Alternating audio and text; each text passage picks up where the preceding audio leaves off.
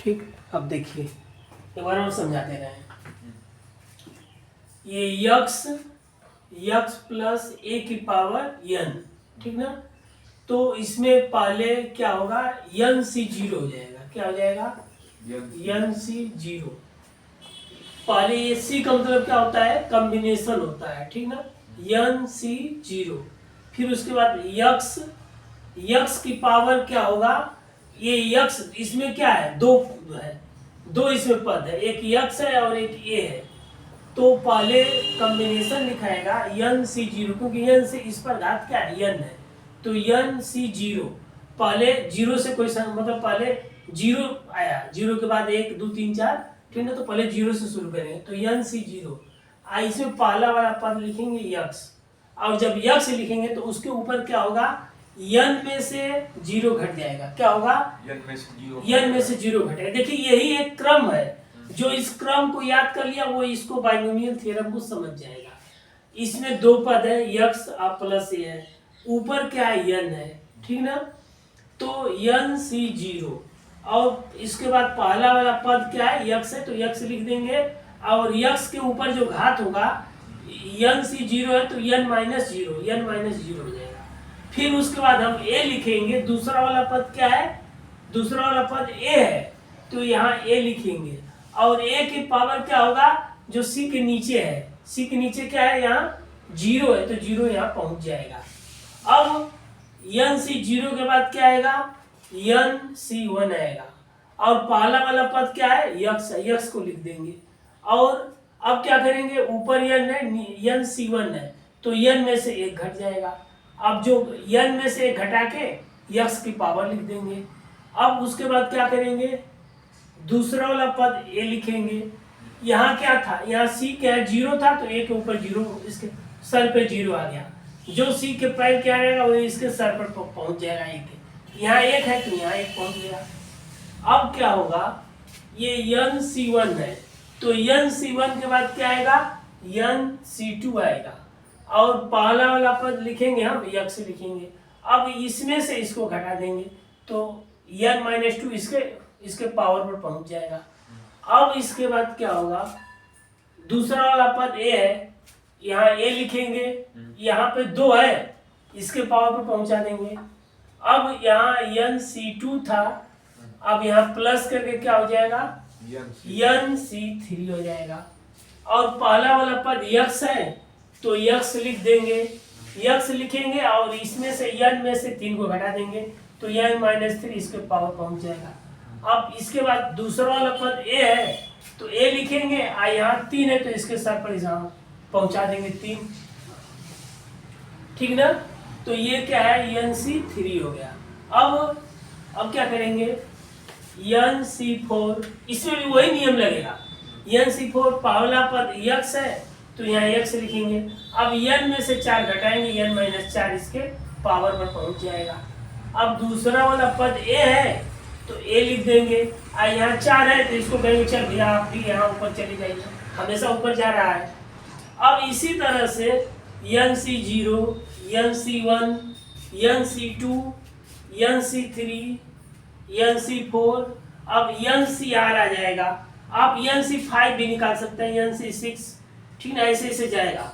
अब n C are होगा, तो जब n सी आर लिखेंगे तो फिर पहला वाला पद यक्स लिखेंगे, जैसे इसमें क्या करते थे, n सी थ्री, तो n में से 3 घटता था, यहाँ पर n सी आर है, तो n में से r घट जाएगा, जो इसके ऊपर चला जाएगा, n माइनस आर यहाँ पहुंच गया।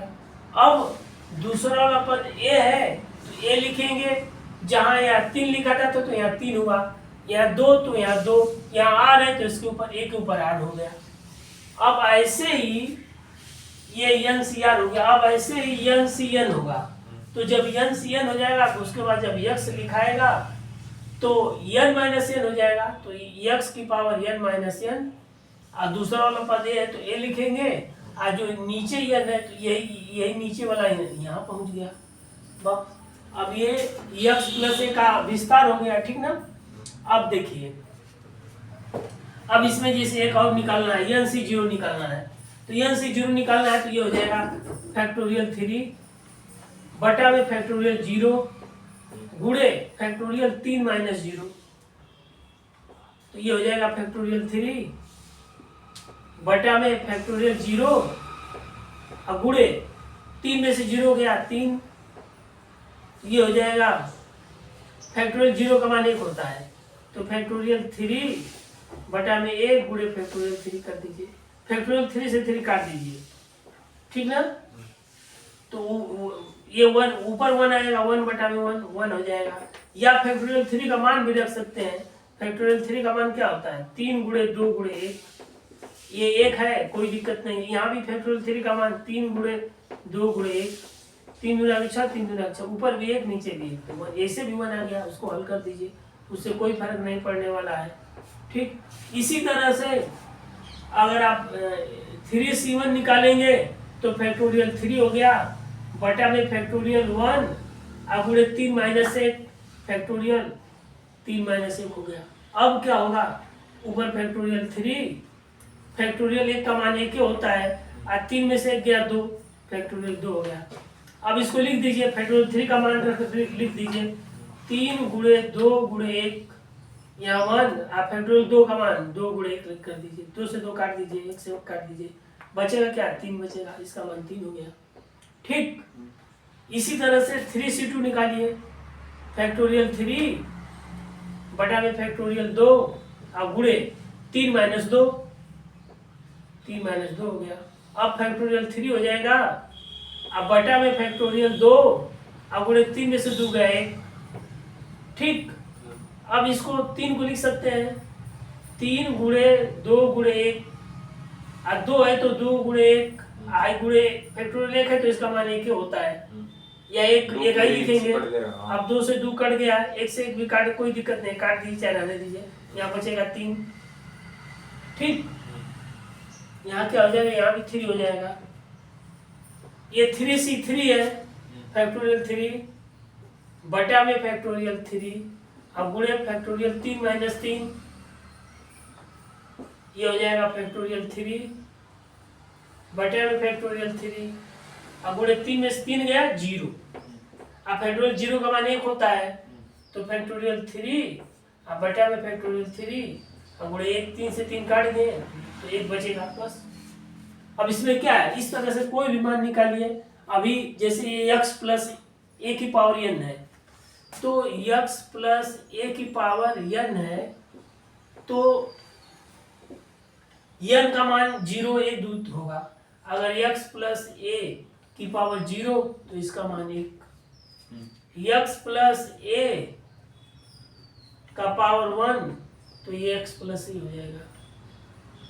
अब ये n का मान क्या होगा, n बराबर 0 1 2 3 4 5 6 7 ऐसे बढ़ता चला जाएगा, ठीक ना। क्या होगा, n का मान 0 1 2 3 4 5 6 7 ऐसे बढ़ता। अब इसमें क्या है, जो ये फार्मूला है, इसी फार्मूले में रख करके आप n का मान 1 रखेंगे, 2 रखेंगे। अगर n का मान यहाँ पर x प्लस ए का पावर 2 तो ये भी निकाल सकते हैं, ठीक ना।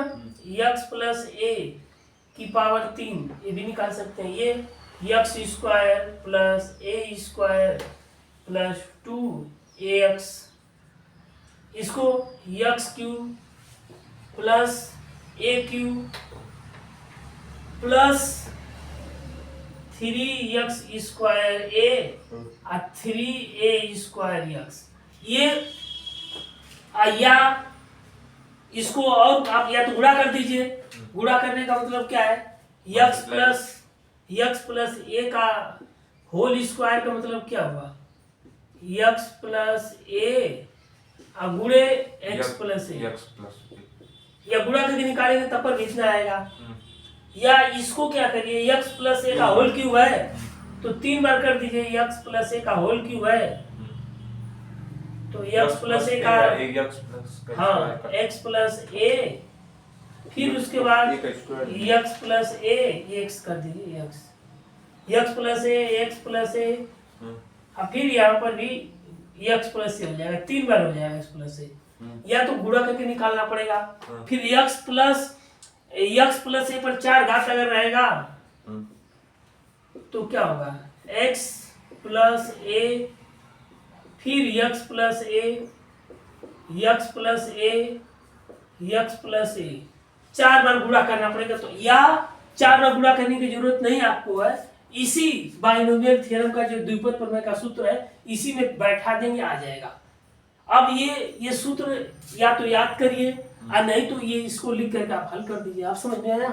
हाँ ठीक। अब ये जो बताए हैं इसको या तो लिखिए आप ये पूरा, ठीक ना, या तो गुणा करिए, नहीं तो बाइनोमियल थ्योरम पर भी फिट करेंगे तो आएगा। अभी इसको ठीक, आज इतना ही, इसको दोहराइए थोड़ा सा, ठीक ना, तब इसके बाद धीरे धीरे आगे बढ़ेंगे। अब ये पूरा इसको क्या करेंगे, ये इसमें सेट करना अभी बताएंगे धीरे धीरे, ठीक। अभी पूरा इसको दोहराइए, ये पूरा इसी पर सेट हो जाएगा। x प्लस ए की पावर 0, ये तो मालूम है किसी के ऊपर अगर 0 आ जाता है उसका मान 1 हो जाता है। x प्लस ए की पावर 1 रहेगा तो वही आता है। x प्लस ए प्लस बी का होल स्क्वायर है, ये x प्लस वाई का होल क्यूब है। तो यही फार्मूला, जो ये फार्मूला बनाते हैं, इसी फार्मूले को हम बाइनोमियल थ्योरम की सहायता से सिद्ध करेंगे, ठीक है।